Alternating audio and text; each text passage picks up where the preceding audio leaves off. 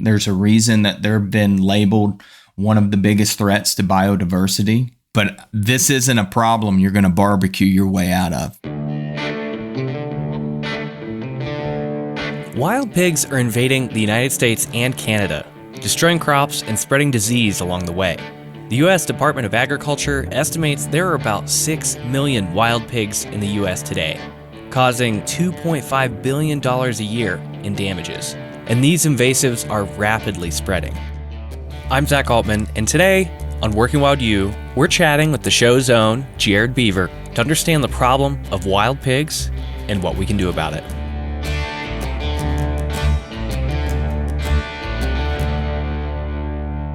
Alrighty, so today's a little different than our regular episodes because this time I'll be interviewing our co-host and executive producer, Jared Beaver. Jared, welcome to our show. Always good to be here. Yeah, it's good to see you.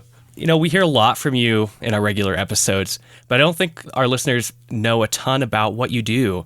So I was wondering, to get us started, could you introduce yourself and tell us a little bit about your work? Yeah, Zach. I'm Jared Beaver. I am an assistant professor and the extension wildlife specialist in the Animal and Range Sciences Department at Montana State University. And so my job is basically split equally between applied research and extension. And extension is a component often in land-grant institutes for outreach external to the university. So I work with the public in Montana and on a national scale around wildlife-human issues. So kind of at the nexus of community, land ownership, and the biotic community. And so where all those worlds kind of collide is often the world I live in. Yeah, and that really sounds a lot like Working Wild U. It does. And segues perfectly into what we're going to talk about today. So let's talk feral pigs. What's going on? Let's start with the name. Pigs go by a lot of names. You might hear, wild boar or feral swine and, Eurasian wild boar. You'll hear me reference them as wild pigs almost primarily. I might alternate back and forth accidentally, but wild pigs, at least in the research world, is the name we've gravitated towards because there's only one species of pig, Sus scrofa, right? And that is the Eurasian wild boar. Pigs were first domesticated about 9,000 years ago, not long after the last ice age. This was around the time many cultures around the world began shifting from hunting and gathering to agriculture. We took that animal and we domesticated that animal. And pigs can show up on the landscape essentially in three varieties: the true Eurasian wild boar, a domesticated animal that has escaped and gotten out and has fertilized over time, which doesn't take much time at all, and then the hybrid between the two. And you can have any of the three on the landscape. The Shakespeare's quote, "A rose by any other name would still smell just as sweet." Well, a pig by any other name would stink just as bad, but wild pig tends to be more all-encompassing of the varieties you might see on the landscape. So how did pigs actually end up in North America? Pigs were introduced during early exploration. I think our earliest occurrence is sometime in the 1500s. Spanish explorers brought domesticated swine over and left them as a food source to potentially return back to. That's how pigs got their foothold here in North America. And over time, that population has naturally expanded. And then also over the last 20, 30, 40 years, there's been, bringing in Eurasian wild boar for sports hunting opportunity, game ranches, natural disasters that have hit domestic pig farms and things of that nature. And then really in the last 20, 30 years, because of how popular sport hunting has become, we've seen pigs being transported throughout the United States and released in other areas. Because of that, the pig population in the United States has really exploded, particularly in the southeastern and southwestern United States. There's states dealing with hundreds of thousands to millions of pigs. We've seen a similar rise in pig numbers in some of the provinces in Canada. And so really there's twofold. I'm speaking particularly from Montana, of pigs being brought in and let loose in hopes to create a population that could be hunted, or a natural expansion out of Canada, both of which we don't want, and Montana has taken steps to fight both of those fronts. Okay, and you mentioned we're both in Montana here. Why should we care if these wild pigs come to Montana? What are the stakes here? The stakes are huge. If you talk to any state that has a pig problem, they will tell you you've got to get on it early. And that goes into some of the biology behind pigs. One, they're not native here, and they're kind of the perfect invasive animal, which also makes them the worst. They can live in a variety and thrive in a lot of different environments. You got to remember they're native basically to Eurasia. So most of Europe, North Africa, Asia, Mongolia, Russia, these are hardy animals, right? They are also opportunistic omnivores, so they can eat just about anything. If it has a calorie in it, a pig can eat it. And they'll eat a lot of things that don't have a calorie in it either. But you're thinking vegetation, crops, soft mass, grasses, forbs, mushrooms, amphibians, reptiles, eggs, so ground nesting species. But then they'll go to invertebrates and small mammals and young, vulnerable newborns. And that could be livestock or our native wildlife as well. And they're prolific breeders. They come into sexual maturity in less than a year, and their gestation period is about 115 days. So, they can have 2 to 3 litters a year. And so now you're talking, they're having an average litter size of 6 animals 2 to 3 times a year. They're like a ticking time bomb when you have pigs on the landscape, because they can survive most anywhere, they can eat most anything, and they are prolific breeders that are highly intelligent and highly mobile. There's also few natural predators. Luckily here in Montana we have a few of those, with the wolves and mountain lions and bears might opportunistically feed on them, but not to the capacity where you're going to control the population growth there. They're also extremely pressure sensitive, so the second you start to apply pressure on these animals, you basically disperse them. And so you've dispersed the problem further, and then they'll create new sounders wherever they go. And so if you don't control the whole sounder, they become extremely difficult to control and eradicate, because you're just spreading the problem and you're dispersing the problem. When you combine all of those things with the extensive amount of damage that they can do, it's a serious problem. There's a reason that they've been labeled one of the biggest threats to biodiversity in the U.S. Now, you mentioned damage, and I'm assuming you mean crop-related damage.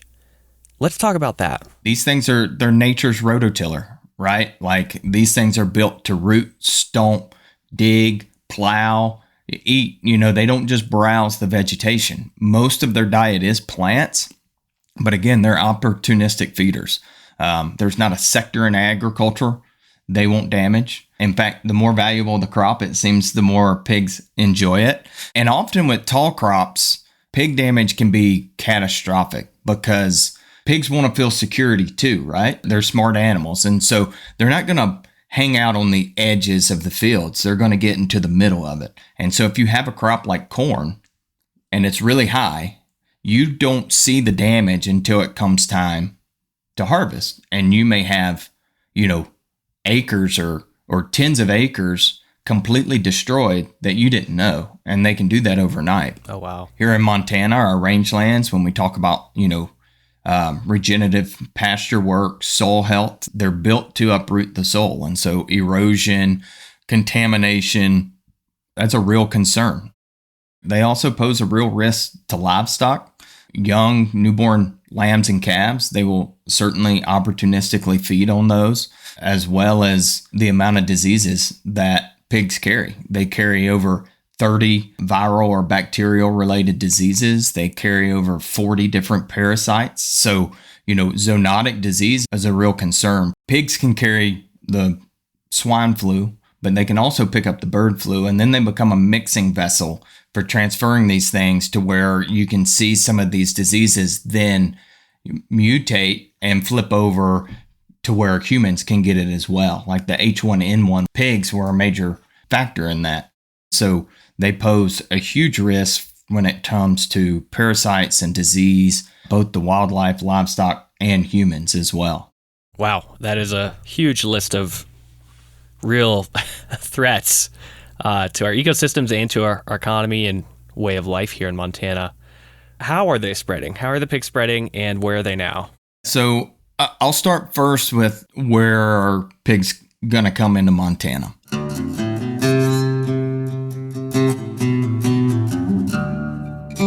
There's really two ways that could happen. Naturally, they're likely to expand into Montana out of Canada.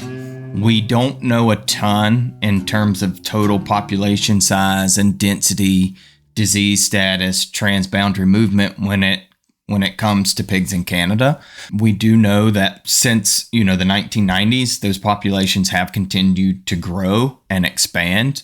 There's been occurrences where pigs have been spotted very close to, North Dakota, Montana's borders. They're likely then to come in kind of along the High Line or that northeast corner and probably get into that Missouri River system and progress that way.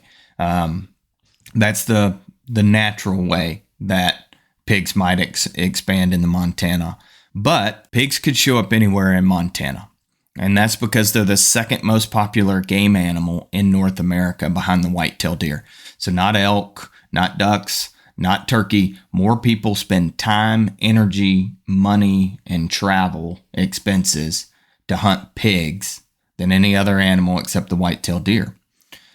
And because of that, and as more people come into Montana and population continues to grow here, considering there's 35 to 40 states that in some capacity deal with pigs, they're likely coming from a state where they had pigs and they enjoyed hunting pigs.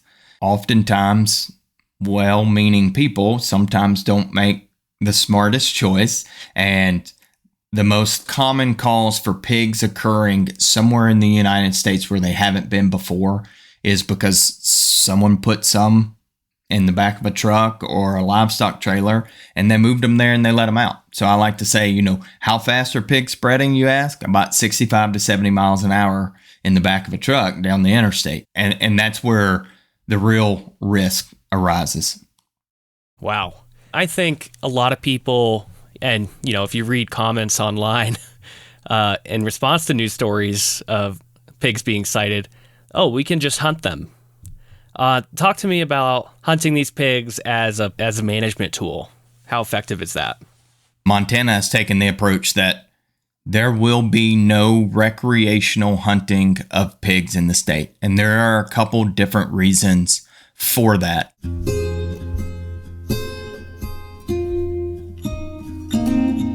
The number one reason behind recreational hunting is if true eradication is your goal, it's not very effective. In a state where you don't have pigs and you have a chance to eradicate, the last thing you want to do is pressure those animals, turn them nocturnal, and disperse those animals. And so you want to observe. You want to get to know how many pigs are on the landscape. What does the sounder look like? And a sounder is kind of that social structure for pigs. They move in groups. And as they move, you want to be able to remove all of those in one fell swoop. And so hunting modifies behavior. It can conflict with other trapping efforts. And if you fail to eliminate the entire group, you're just done further disperse the problem. And once you have applied pressure and you've dispersed them, they become much more difficult to hunt and eradicate and much more costly to do so. If you think about it, like where can you hunt pigs? That's where you have pig problems, right? That's where eradication is probably not even a solution anymore. because just to keep a pig population in check where it is baseline, you have to remove in excess of 70% of that population just to keep that population where it's at. And that amount of control and effort, has to go beyond recreational hunting. And so being able to nip that and that private incentive and that industry component behind it in the bud has been a very, very smart approach for Montana. The second is it creates that incentive and that culture, right? Oh, if you can hunt pigs, you've got an incentive to be in the pig business. There's marketing around it. There's social media around it. And you create this private industry. And then there's money and livelihood invested in it. There's many states where people's entire income come from selling pig hunts or selling something related to controlling pigs. And so if you're in the pig business, you kind of want pigs on the landscape in some capacity. Now, you have to remember some states have been dealing with pigs for almost, 400 or 500 years now. So centuries, right? And so it's ingrained there. It's a part of the culture. And so Montana's approach has always been recreational hunting will not be a part of the solution. And the only people that will be able to control or eradicate pigs if they pop up are going to be those federal and state entities that have been given authorization. We're going to routinely conduct surveillance for any reports of wild pigs and occurrences that happen in Montana. And when those are found, it's going to be a very strict protocol for eradication, particularly handled by USDA Wildlife Services. And in fact, Montana's taken the approach that wild pigs actually fall under the Department of Livestock, not Montana Fish, Wildlife, and Parks, because we've wanted to just completely remove that hunting component. Right, because as we've seen in other parts of the United States, once you layer all these social and economic exchanges, even with an invasive species that's highly destructive, it becomes really hard to disentangle those and actually solve the problem. It does. We talked about what Montana is doing about it. What can we do about it as individuals? So the number one thing that we have is early detection and reporting. And that's where all of us can play a role. And Montana has taken, this approach with the Squill on Pigs campaign. If at any point you think you might have seen a wild pig on the landscape, you need to report it within 24 hours. That hotline triggers a whole response. Livestock branding agents and USDA Wildlife Services, as they get out, they're going to look at that area. They're going to try and confirm, are there sign? Is this legitimate? There might do some surveillance flights as well. So every single tip that comes in a very short amount of time triggers a response to look at the credibility of those sightings. But to date, every single pig that's been spotted and reported has been an owned pig. Oh. And so that's the other piece of why no hunting and why we say, if you think you see a pig, call it in, don't shoot it, because there's a high likelihood that pig belongs to someone. Right now, 0 wild pigs have ever been confirmed in Montana, and hopefully we can keep it that way. I'm from North Carolina. That's where barbecue is synonymous. It's a noun for slow roasted pulled pork, right? There's nothing better than a good slow roasted ham of a pig. I have hunted wild pigs. I enjoy it, and if processed and cooked right. But this isn't a problem you're going to barbecue your way out of. It's not all doom and gloom. Montana is set up for success. They've taken the steps to build the framework and the infrastructure. I feel really good about it. But early detection is our key defense. And so we need everyone on board knowing what the response is. That's called the Squill on Pigs campaign number, and to understand why Montana has taken their steps. And so consistency and messaging is also really huge. So I'm always happy to share this content, and I appreciate being on our own platform today. Yeah, well, thank you for educating us today, Jared. And It's great to see you as always. We're excited to be bringing more content to Working Wild U. We're excited to say that we are working on a season 3, which will be announced sometime in the new year. Mm-hmm. We'll see when we want to launch that, but we're in the works. We're here chugging away, and we can't wait to continue the conversation with everyone. So. Yeah, exciting times. Great. Thanks, Jared. Thank you. Working Wild U is a production of Montana State University Extension and Western Landowners Alliance. This episode was produced by Zach Altman, and Louis Wirtz and Jared Beaver are our executive producers. Music is from Artlist and Blue Dot Sessions. If you want to support the show, please go leave us a review on Apple Podcasts and follow us over on Instagram. Thanks. We'll see you next time.